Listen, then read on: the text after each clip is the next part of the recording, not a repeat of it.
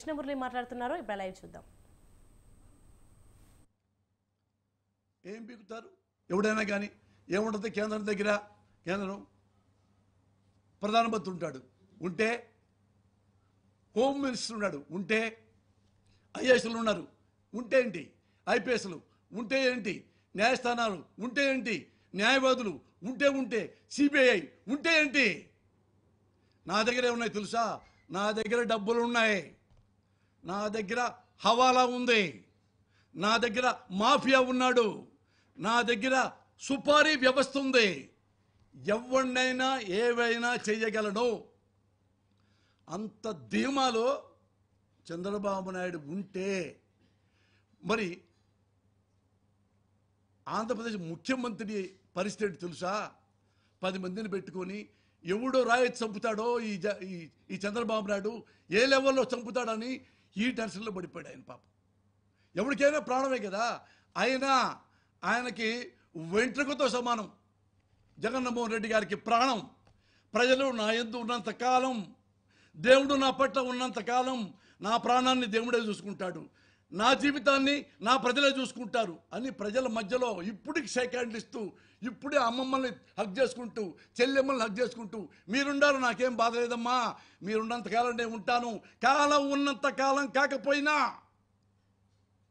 100 ఏళ్ళైన నిమితి మీరు నన్ను బతికించుకుంటారు అనే ధైర్యంతో గుండె ధైర్యంతో మొండి ధైర్యంతో మూర్ఖపు ధైర్యంతో వస్తున్నాడు కానీ జగన్మోహన్ రెడ్డి గారిని చంపటం డెడ్ ఈజీ ఈరోజు డెడ్ ఈజీ చంద్రబాబు నాయుడు గారికి పాతయన్ని మీరు చూశారు కదా పాతయన్ని మీరు చూశారు ఎలా ఎంతమంది చంపాడో ఎంతమంది ఎరాడికేట్ చేస్తాడో ఇప్పుడు మరి ఎవరు కాపాడతారు మోడీ వాళ్ళు ఎప్పుడైతే నరేంద్ర మోడీ గారు పబ్లిక్లో నారా చంద్రబాబు నాయుడు గారిని పెద్ద అవినీతిపరుడు అని మళ్ళీ ఆఫ్టర్ ఆల్ 2 ఎంపీల కోసం మళ్ళీ ఇదే చంద్రబాబు నాయుడిని మేరా దోస్త్ మేరా దోస్త్ అని పాట పాడుకుంటూ ఇద్దరు వాటేసుకుని ఇక్కడ ప్రెస్ మీట్ పెట్టారు what a shame it is Modi గారు ఇంకా మా జగన్మోహన్ రెడ్డి గారికి మీరు కాపాడతారా సార్ ఎట్లా కాపాడతారు సార్ మీరు ఓ చంకలో మీరు చంద్రబాబును పెట్టుకొని ఎట్లా సార్ అవినీతి పోవడం మీరే అన్నారు అదేమంటే సింపుల్గా దేవుడు నిన్ను కాపాడుగాక దేవుడే కాపాడితే అన్ని మీరు ఎందుకు సార్ ప్రధానమంత్రిగా అది అమిత్ షా హోమ్ మినిస్టర్ ఎందుకు సార్ అంటే దేవుడు వచ్చి కాపాడతారు తప్ప ఇక చంద్రబాబు చేతుల్లోంచి మీ వల్ల కాదనమాట మీ వల్ల కాదనే మీరు మాట్లాడలేరనే మీకు చంద్రబాబు నాయుడు అంటే భయం అనే నేను ఒక మహానుభావుడిని నేను వేడుకుంటున్నా లెటర్ రాయబోతున్నా ఆ మాటే భారతదేశ సర్వోన్నత న్యాయస్థానంలో అధిపతి supreme court chief justice Shri Chandrachud గారు ఆయన మోస్ట్ హానెస్ట్ నేను చూసా చాలాసార్లు అంతకుముందు కూడా చిన్న వాళ్ళను కూడా ప్రభుత్వాలు జైల్లో పెడితే ఆయన దగ్గర చూసి ఇది తప్పు అని జర్నలిస్టులు కూడా బయటికి తీసుకొచ్చిన మహానుభావుడు అంత గొప్ప హానెస్ట్ జడ్జి నాకు ఆ నమ్మకం ఉంది ఆ జడ్జి మీద వాళ్ళ నాన్నగారు కూడా చాలా గ్రేట్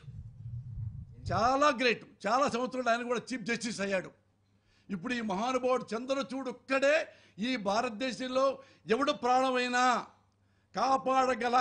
సత్తా ఆ మహానుభావుడికే ఉంది ఆ మహానుభావుడికే నేను లెటర్ రాయబోతున్నా అయ్యా ఏమడగట్లా మేము న్యాయం కూడా వద్దు ఆంధ్ర రాష్ట్రం రండి ఒక రోజు తిరగండి మా ముఖ్యమంత్రి పరిస్థితి ఎలా ఉందో చంద్రబాబు నాయుడికి అహంకారం ఎలా ఉందో లెక్కలేనితనం ఎలా ఉందో ఒకసారి మీరు చూడండి మీరు మా ముఖ్యమంత్రి గారిని కాపాడండి అదే నేను మీకు రాయబోతున్న లెటర్ ఈయన ఉన్నాడు మన భారతదేశంలో ఇంకా న్యాయం ఉందంటానికి చంద్రచూడ్ గారే నిదర్శనం ఆయన ఆయన ఒక్కడే మా జగన్ గారిని కాపాడుతాడని నమ్మకం ఉంది. అందుకే ఆయన రిక్వెస్ట్ చేస్తున్నా, సార్ నాకైనా అపార్ట్మెంట్ ఇవ్వండి, లేదా ముందుగా లెటర్ రాస్తున్నాను మా జగన్ బాబుని కాపాడండి అని. గ్యారంటీగా ఎంత లేట్ అయితే మాకంత ప్రమాదం. ఎనీ టైం 24 గంటల్లో కూడా చంద్రబాబు నాయుడు గారు ఎలా చంపాలి, ఇది మిస్ అయింది, ఎలా చంపాలి, ఇది మిస్ అయింది, ఎలా చంపాలి, ఇది మిస్ అయింది, ఇది మిస్ అవ్వకుండా ఎలా చంపాలి జగన్మోహన్ రెడ్డిని అదే ఆలోచిస్తూ కూర్చున్నాడు. అర్థమైందా? అందుకని నేనేమంటున్నా అంటే ఆంధ్రదేశ ప్రజల్ని దయచేసి ఇలాంటి దుర్మార్గుడికి, ఏది ఎన్టీ రామారావు చంపిన దుర్మార్గుడికి, రంగాన్ని చంపిన దుర్మార్గుడికి 23 సిగ్గు లేకుండా పబ్లిక్గా జగన్మోహన్ రెడ్డిని సైకో అని, జగన్మోహన్ రెడ్డి రౌడీ అని, జగన్మోహన్ రెడ్డిని అవినీతిపోవడం చెప్పి ఆయన ప్రజలు ఇచ్చిన 23 ఎమ్మెల్యేని నువ్వు సిగ్గు లేకుండా మొదలుపెట్టి కొని ఇంకా అతని మీద నువ్వు అవినీతిపోవడం చెప్తావా? పబ్లిక్గా దండలు బేరేసి. అలాంటి వాడు గుర్తుపెట్టుకున్నమ్మా. ప్రజలు, ముఖ్యంగా పేద ప్రజలు, మీరు అతను ఏవైనా చేస్తాడు. ఏది హైదరాబాద్లో కనుక ఇది ఇట్లాంటి వాడే, చంద్రబాబు లాంటి వాడే ఒక డైలాగ్ చెప్పాడు, హైదరాబాదులో అన్నీ ఉన్నాయి, రైలు మార్గం ఉంది, బస్సు మార్గం ఉంది, విమాన మార్గం ఉంది, సముద్ర మార్గం లేదు. అందుకని నాకు ఓటేస్తే హైదరాబాద్కి సముద్రాన్ని తీసుకొస్తా. సముద్రాన్ని ఎలా తీసుకొస్తావురా నువ్వు అంటే, ఏమయ్యా 1947లో మనకి స్వతంత్రం లేదు, స్వతంత్రం తెచ్చు